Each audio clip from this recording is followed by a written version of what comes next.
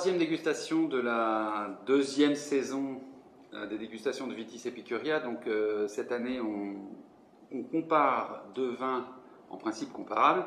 Le thème cette semaine, c'est de comparer des vins de la région du Languedoc, de la région d'Agnan, c'est-à-dire proche des terrasses du Larzac.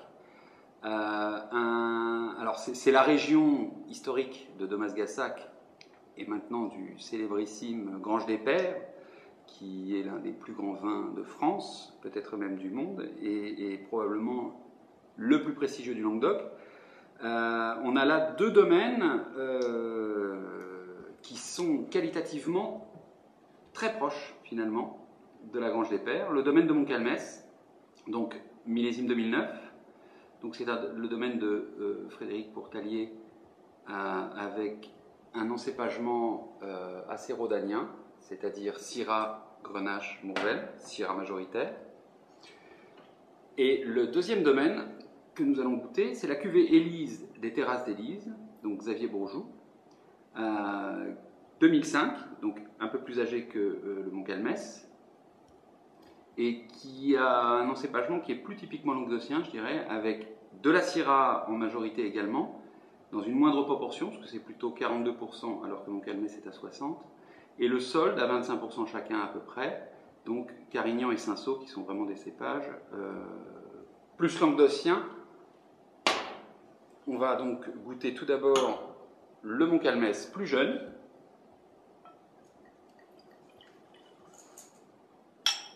Pour ceux qui ont eu la chance de goûter la Grange des Pères,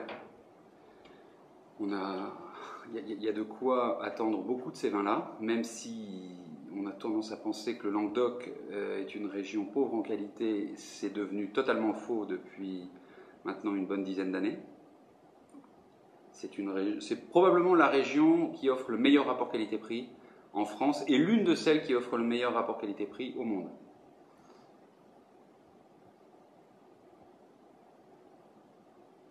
Alors, le nez est vraiment superbe, avec des notes fruitées assez marquées sur les fruits noirs très mûrs, avec une forte minéralité par-dessus.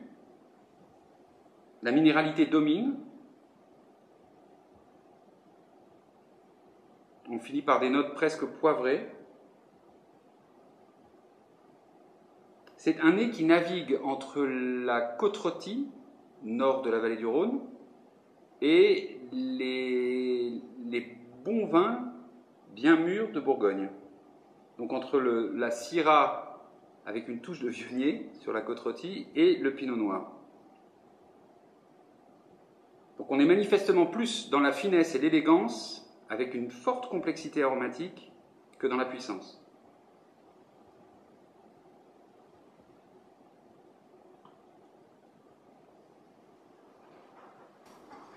Alors la bouche,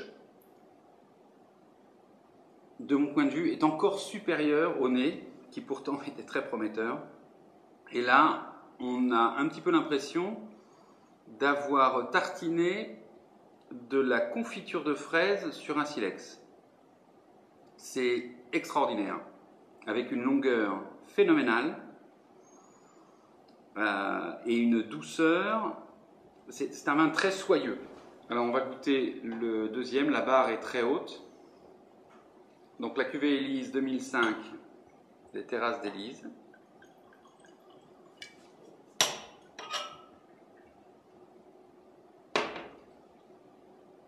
On voit tout de suite en fait à l'œil que le vin est plus âgé. Les reflets sont quand même assez orangés sur les bords. Alors le défi du nez est relevé, hein.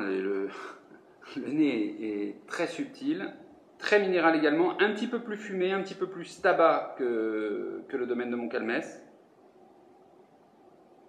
avec en arrière-plan des fruits noirs très mûrs également.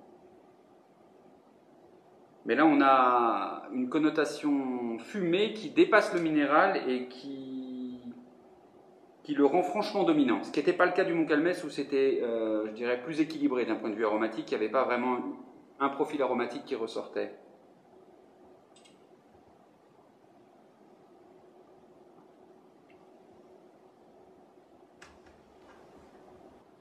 la bouche est très très belle.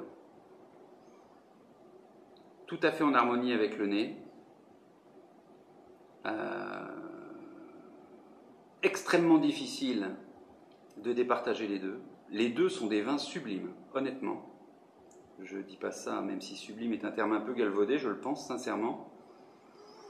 Et j'aurais beaucoup de mal à vous dire lequel je préfère. Je pense que c'est match nul, mais les deux dans ma cave à coup sûr. Terrasse d'Élise, cuvée Élise 2005. Montcalmès 2009, donc deux vins de la région d'Anéane, terrasse du Larzac, à consommer avec modération, autant que faire se peut, même si, honnêtement, ce sera difficile. À bientôt.